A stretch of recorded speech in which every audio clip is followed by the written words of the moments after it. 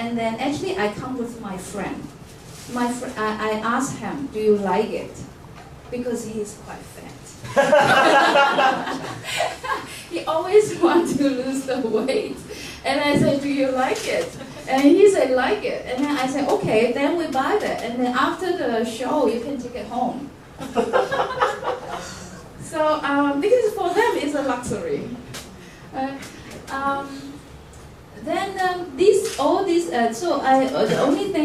only thing changed is that I paint a little bit because this is like a students' workshop. So they brought some like decorative stuff for rickshaw, for the real rickshaw. So they say, you know, that will look good. So and then I just let them do whatever they want, and then. Actually, the whole thing's just back to someone's home, and he liked these decorations anyway because it looks so different from this one, and also it was a piece of artwork showed in Alien Francais. It's a very high class dairy in that town. But in the interview, I found out so many sad stories, but I don't want to tell. Every page in my magazine is full of tears and love. I would say it's mixed. So those people will understand what I'm talking about. For those sandals. Actually, this is a very, very expensive sandal brought by the artists. You know, in that place, in that country, artist is the richest one. Yeah, because of the economics change, they have many advertisement job, animation job. Most of my Bangladesh artist friends, they are very rich. I wish I could stay there. And so actually those people don't understand, those artists don't understand what I'm doing. So it's a you know, sometimes when we look at art, sometimes, I'm not talking about everyone, but sometimes when you go to like a triennial or some international art fair, you see a lot of paintings or some things from those so-called developing countries. So you will full of sympathy, you know, to those people, to those artists. You want to buy them. Actually, it's very good for those artists. But think about where's the money going. Think about that. And a few years ago, I visited Kenya. And that is a bunch of the international artists. So one UK artist presenting her very poetic artwork. Actually, very nice. And some Kenya artists come to, you know, very angry. And then he say, do you know all your poetic artwork is. We don't understand your poetic artwork, but what we need is we need money to buy food. I just know if I sell this painting, I can survive. And this painting is the image of those like mom and child or something. It's some is very sad, some is very like full of hope, and that artist, Kenyan artist, said, so you know that is something really means to us, but your work doesn't mean anything to us. It's very interesting. Those Kenyan artists, after studying back to Kenya, they did a lot of video art, a lot of multimedia art, and actually they. In that time, they become, it's still not that hot as those painters. And then some of them back to Europe again. But that is something I have to think again and again about all about contemporary art, because most of the books is from Europe, American. You know, this is the most biggest continents that have contemporary art. Even in Asia, I felt like I have a little bit understanding of contemporary art since 2007, when I arrived New York City the first day, and after 7 months I left. I feel like I can feel that, I smell that a little bit now. But 2007 is 7 years after my master graduate.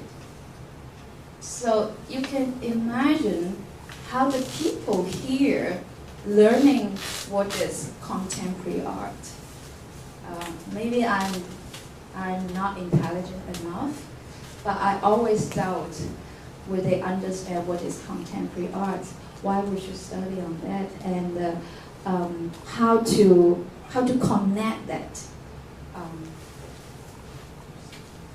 Anyway, so this is the story, but they did change me, and especially after I back to Hong Kong and showed this work in Lee Garden. Next there is LV shop, and those people, and one of the photographer, I asked him, because the refractions of the glass, I don't have a good equipment to do those documentation. I asked him to go to take a photos for me, and he said, Jaffa, your work is not nice because you have a very rough pistol but with a museum frame. I on purpose to buy the museum frame for 5 pictures. Actually, I got 7, but I don't have that much money. I spent all my money, and ACC also sponsored too, to buy very, very expensive museum frame to frame those 2 rough pistol rickshaw pullers. So, and then they refused to document my work. I'm so angry. So this work I took by myself, but you see. So, I don't know, just like, well, maybe we are running out of time, and then I just quick something. So, and also this experience I changed my life is in Ontario, Canada. We always thought there is a green paradise in Canada, and when I arrived there in that tree museum, I started to read some book about their forestry history, and then I found out a lot of tree being cut, because at that time I'm asking a tree over 100 years. I want to do the rubbing, and they told me there's no tree over 100 years in that forest, because all the trees cut before 100 years, and I was so surprised. And then I start to work, and then also in the same time, because we are like a guests invited by tree museum, so every artist is a sculptor. So they went there is to sculpt something by wood, and so the first thing they will do is select the tree, and then they will cut the tree. And one Taiwanese artist, he cut a lot of baby tree, because it's very flexible enough to make his tunnel. But he's very famous now. Because he told me, don't worry, the tree will grow. A lot of tree here. Don't be sad. So many tree. And but I'm from city. Okay, now I say I'm from city. I don't know how the tree grow. So I think so I didn't carve anything. I think I'm the only sculptor. I didn't sculpt anything, I mean, build anything, but I transplant the tree from the forest, because a huge forest, some trees really high, and some baby trees underneath in the forest, and then because they say if because I say maybe I can help to plant the tree, replant the tree, and then they say it's very expensive to buy the baby tree in Canada, and then I say maybe I can find some baby tree, and those baby tree might not grow up successfully because of the sunshine, and I say maybe you can show me, or you know. And then they help me in walking along the forest and to pick some tree. But mainly I pick up pine and oak tree. Oak tree is a kind of represent. Actually, it's some meanings behind, because a book that Joseph Boyce planted before is talking about the harmony between the nature and the people. And then the pine tree actually is very good for fertilize the oak tree, because they are complementary species. And so that's why I plant them together. And so this is actually is a huge field. It's from top. It's top view. And then, but they told me not sure every baby will grow up well. So that winter, I have 2 trees died. So I'm sorry for that. But from that, I felt like this is after that I feel like, you know, being an artist is really nothing, because I don't know how to transplant, I don't know how to dig a hole, you know, and everything I don't know, and learn from there. So after 1 month, 3 weeks, so it's the weather change. It's getting to winter. So I also make the book. Actually, it's a fake one. This is the old book. I bought that from the bookshop, and then use Photoshop to change that, and then just reprint out the cover. I still keep the book because I don't want to destroy the book. I just print out the book again, and for the bookstore. And the inside is the selective items, selective years of Canadians for no, Ontario forest history. So, and then one history lecturer from that university, he come to me and say, very correct. So I'm happy with that, because he say that is a history lecturer. So after that, I'm doing some replanting, but because I think it's I don't want to buy. You know, buying the I say this those are pet plants. Do you understand? Because you buy them from the shop, quite expensive, and I still don't have money, so I just still too expensive for me, and then I feel like I want to just steal the wheat from the street, because they will be cut by those cleaners anyway. So I steal some. And I also steal some from the park. It's illegal, I know. But you know, those just wheat. You know, it's very easy to grow, so it doesn't matter. It's just like artists. I always, sometimes I tell the people ask me why you steal the wheat. I say, they say it's nothing, you know, not non-functional, not looking good. Why? I said those species just like artists in Hong Kong. That's why I do that.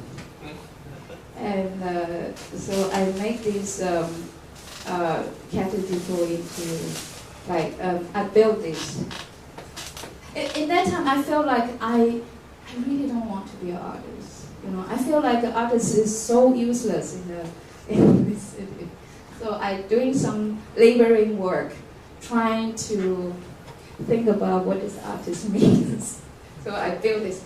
I learned this, I learned from the workers how to build a park. And and then I plant those little weeds outside from cattle depot back to the gallery, and then watering them. Actually quite nice after. Quite nice. And those drops become the painting. So,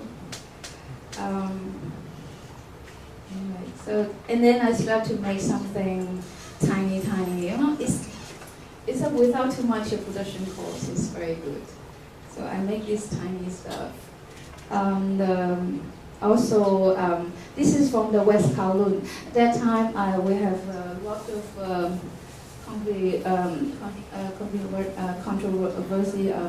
controversial topics about.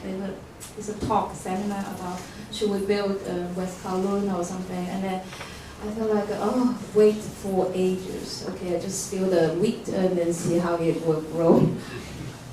So this is from West Kowloon. It's quite nice. It lasts for, actually, it's in CNG, and the CNG told me in the end of the show, it dies. Okay, then that's all.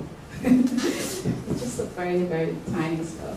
So, and then I built this, so you see all those bricks, so I have to send them back to my studio, and then where to store, and then I make these trolleys and put this brick into another way, and so this is I built a rooftop. So and then that time in Kuntong, that is a long time ago. I was in Kuntong. All the streets removed because they have to build a shopping mall. So and then I said, where is the corner? The corner's gone. It's become the plaza of the shopping mall. And then actually I built this corner.